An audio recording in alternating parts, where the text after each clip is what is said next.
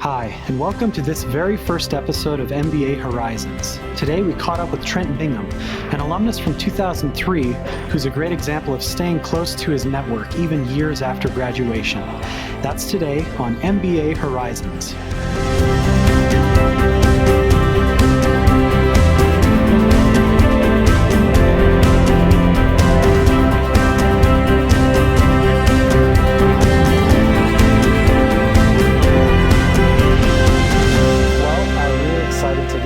To spend a few minutes talking with you today, Trent. Thanks, Rob. If you wouldn't mind starting us off with just telling us a little bit about who you are and Sure. And what you've been doing for the past few years. Well, that's great. So the first thing I guess I'll start with is that currently employed with a company called Edwards Life Sciences. They're a medical device company, and they are based out of Irvine, California. And they have a manufacturing operation here in Utah. And the site is about 800 employees. And I'm currently leading the HR organization for Edwards, Utah. Backing up from there, I spent a few years at eBay, also as an HR director. And then working my way backwards in time, spent, about 9 years at Eli Lilly and Company. And about 5 years of that was in Indianapolis, and 4 years was in Japan. And that was the first job out of MBA program, was with Eli Lilly and Company. And from backing up from there, before the MBA program, I was practiced as a CPA. I was an accounting undergrad at Utah State University, and grew up in Idaho and some in Utah as well. So I enjoy the outdoors and the Mountain West. Great. Well, yeah, Utah's a great state to live in if you like the outdoors. Absolutely.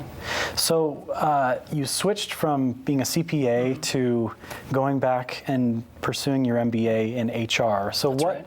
led to that change? What were your thoughts going into the program? Well, it's a really good question. So one of the things that really frustrated me about being a CPA was that everything that we did tended to be looking in the rearview mirror. You know, if you were providing assurance services on financial statements, you were reviewing the books of the company, and you were doing so in the rearview mirror. If you were doing taxes, you were summarizing taxes for a company for a year that had already gone by. And it seemed that there were limited opportunities, at least in my line of work as a CPA, in looking in the future and being strategic and really shaping things and influencing things for the future. So one of the things that I was really looking forward to doing with my MBA was being more forward-looking, more in an influencing type of role.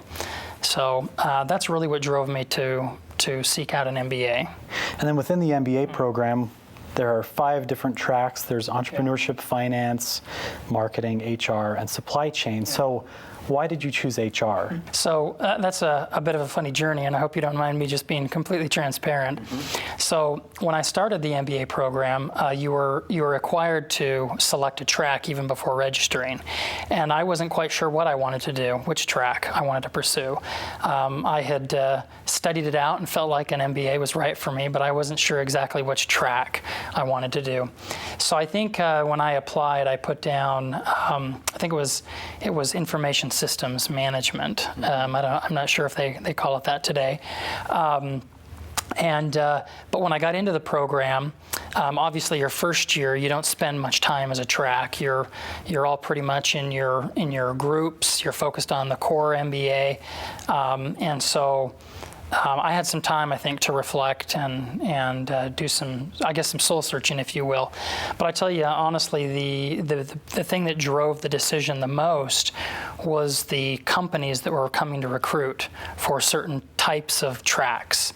So if you looked at the HR track, there were a really great mix and lineup of companies that were coming to recruit for internships.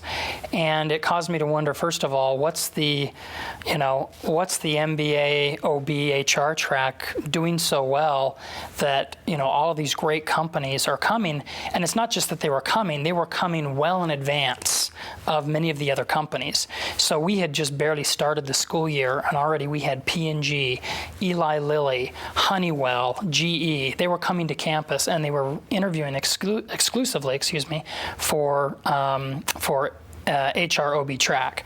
So I was curious as to why that was the case, and explored it myself, and just found out the quality of the students that were in the track, the instructors, the reputation, and frankly the alumni network were all very strong, and so caused me to explore it deeper, and found that it was a great fit. So it's probably a little bit of serendipity, probably a little bit of the Lord's guidance, but I think eventually I ended up where I was supposed to be. So you mentioned the quality of the students. Yeah. Have you kept in touch with your classmates? Because you graduated in 2003, is that right? That's correct, yeah. So what's the connection been since then? Well, I'll tell you, as I look back on my experience in the MBA program, I got a great education here. There's no doubt about it. There are great professors. There's great facilities here. We had some wonderful companies that came and recruited. But the thing I take away from the MBA program is the relationships and the friendships that I made here, bar none. I had the opportunity to rub shoulders with some of the most wonderful and gifted people I've ever had the opportunity to meet. And there are about a dozen of us that stay very close. Shortly after the MBA program concluded, we decided that we weren't going to allow those relationships and those friendships to end. And we formed a group, a networking group, for lack of a better terminology. We call it the Aspen Group.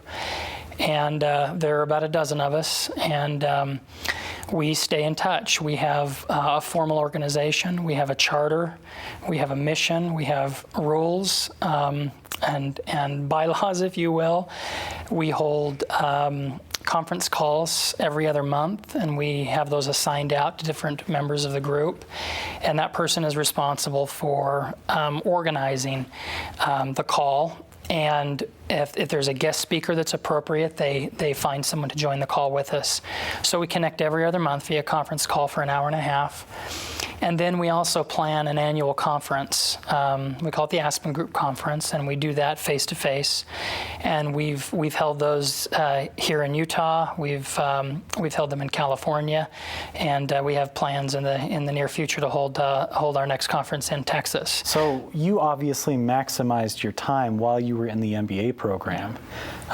What advice would you have for current students who are trying to figure out where are the best places for me to spend my time while I'm in the program? It's as any MBA student here, or I guess at any program can attest, it's extremely rigorous. Just the academics alone, just keeping up with the reading and the case studies can be all-consuming. Someone right before I started the MBA program was kind enough to give me some advice that I really took to heart, and that advice was don't let the education get in the way of your learning. And what that meant was that I'll contrast it with at least my undergrad experience, which was I was so focused in undergrad on getting the grades and keeping my GPA very high. And the focus wasn't so much on learning, it was what do I need to do in order to get the best grade that I can out of this class.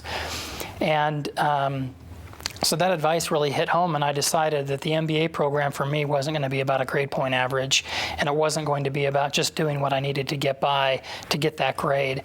For me, it was going to be about learning. It was going to be about growth, and it was going to be about relationships. And I had to make choices. So at times, don't tell Jim Stice, but sometimes I didn't do my case reading. Sometimes I did other things that I felt were worthwhile. Now, when I joined the MBA program, I had a wife and a 9-month-old baby, and so I had the demands of a family as well. And many students here at BYU have similar demands, and the family is required to make sacrifices too. What advice I would give is to both prospective and current MBA students, in addition to that quote, is to really take advantage of all BYU has to offer while you're here. There are devotionals. I think they're on Tuesday. They were on Tuesday when I was here. Yep. There are these devotionals that I think most people that had the BYU experience as an undergrad and got to participate in. I didn't do my undergrad here, and so that was really a very spiritually enlightening experience for me to go and participate in those midweek. There's all kinds of arts here on campus, the fine arts. There's dancing, there's concerts here. I took advantage of some of those things. I also took classes in other outside of the MBA core. So I took a negotiations class, which if it still exists, I would highly recommend that to students over in the law school. I took a real estate class in the business management, took an entrepreneurial class in the Center for Entrepreneurship. I wrote a business plan.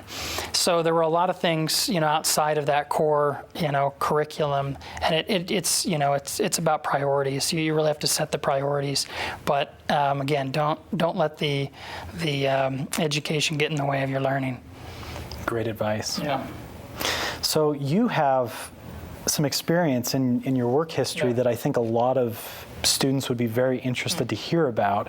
You mentioned just a few minutes ago before we started filming that you spent some time overseas in an international HR role. Yeah. Could you tell us a little bit more about that? So I was with Eli Lilly and Company, as I mentioned, for 9 years, and after about 4 years of core HR work at Eli Lilly, they launched a program called Six Sigma, and many people know Six Sigma now. It's a business improvement methodology, and they were just launching that in the United States, and they were looking for what they call black belts, which are full-time project leaders, to go into this group and to become Six Sigma certified black belts. So I raised my hand to be a part of that because it sounded to me a lot like change management, which obviously I felt that the BYU program here gave me great theoretical and some practical skills in. So I volunteered for that program and went into it, and I spent a couple years in that. And then they decided that they needed additional support over in Japan, actually all of Asia, but they were looking for someone to be based in one of those Asian countries. And I had the opportunity to go over and be based in Japan and support the Asian, our affiliates over in that part of the world, get their programs, their Six Sigma programs up and running. And again, it's a unique skill set that's not really typical HR, but there are a lot of elements of HR that I found were very congruent with that methodology. Things like stakeholder analysis, and looking at data for patterns and for root causes, managing change, for seeking for long-term solutions, mistake proofing things so that problems don't happen again. Those were all, concepts that were, that I learned here in the MBA program. So I felt like that I was able to really leverage some of those early experiences overseas. So what were some of the biggest challenges associated with pulling up roots and moving overseas for a few years? Actually, coming back home, returning from the assignment was actually more difficult than actually going overseas. I guess I could probably write a book about why that's the case.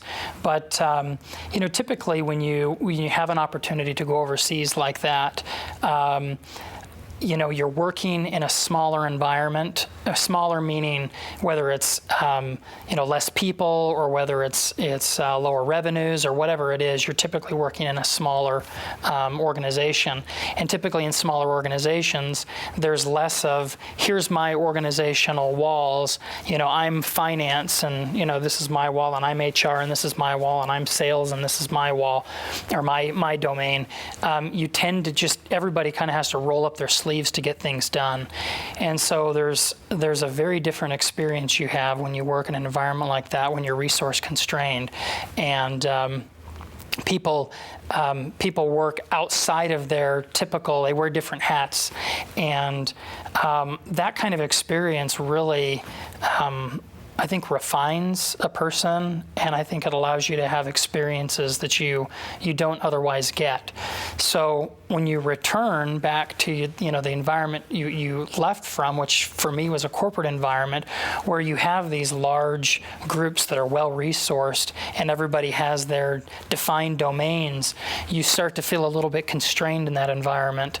I used to be able to do this and this and this, and now I'm locked into this. So that's I think always difficult for people transitioning back from that. But having the opportunity to work overseas, to experience a different culture in that way, was powerful, not only for me but for my family. Absolutely love the Japanese people, their way of life, the way they do business, and so I take a lot of that to heart as well. As I listen to that, you've obviously gained a lot of value from your MBA program, but it is a competitive program. It's very rigorous, as you mentioned. It is. What would you say to someone who's maybe considering an MBA, but worries that they aren't MBA material or they don't fit the MBA mold? Yeah. And I guess I may be overgeneralizing, but I think the MBA mold, if I think about what I thought the MBA mold was before I started the program, was, maybe a type A, someone who's aggressive, someone who really wants to climb the corporate ladder. And what I found was in probably any MBA program, you're going to have those types, and I think that's great. I learned a lot from those individuals, and have the opportunity to work with individuals who are type A, and I guess as you think about the mold of an MBA, but there's also every degree and shade in between, where there's people that aren't the type A, people that tend to like to be the solid B players behind the scenes, not necessarily out there trying to climb the corporate ladder. They want to do a good job. They want to excel professionally. So I guess I would say to someone who would hold themselves back because they don't think they're the type, I think they'll find that whatever type they are, they're going to find a group of individuals in the MBA program here at BYU that will gel with them, that they will learn a great deal from, and that ultimately I think they'll, like I have, feel like that my own character is improved. Not just my professional, but my own character is improved from the associations I've had with those individuals. I think it's safe to say that the world at this point in time needs leaders. Yeah. How do you think the MBA program has prepared you, whether in the field of HR or otherwise, to be a leader? Great question. Every morning when I would ride my bike to campus, there's a sign, and I assume that it's still there, just down. I think it's across from Helaman Halls, and it has the BYU logo on it, and then it says, "Enter to learn, go forth to serve," and that particular motto really, really resonated with me. That this place is special, and it wasn't just about the education or my personal learning. What I was learning here was not just for me, but that there's a greater, there's a greater mission at stake here. And the education and the experiences I was going to have here wasn't just mine to benefit just me personally, that I had a solemn responsibility to take that and better those around me, those that I come in contact with. To say the world may have been presumptuous at that time. Now, I had no idea I was going to be serving 4 years in Japan at that point. But really, you know, the BYU MBAs have the opportunity to really impact the world, and that's the kind of mission we have here. It's a special place, and I hope that students that are here and those that consider BYU understand that this is a special place with a special purpose. That's wonderful insight. And I think for those of us who are in the program right now, we're starting maybe to see a little bit of that. And I'm sure that feeling will only grow as we go out into the workforce in the future. Absolutely. Well, Trent, I really appreciate you taking the time to spend a few minutes with us, share some of your experiences with us, of your experience in the MBA program and beyond. I certainly hope there's a nugget or two in there that's helpful. Yeah. Certainly. Do you have any other closing advice for any of our current or prospective students?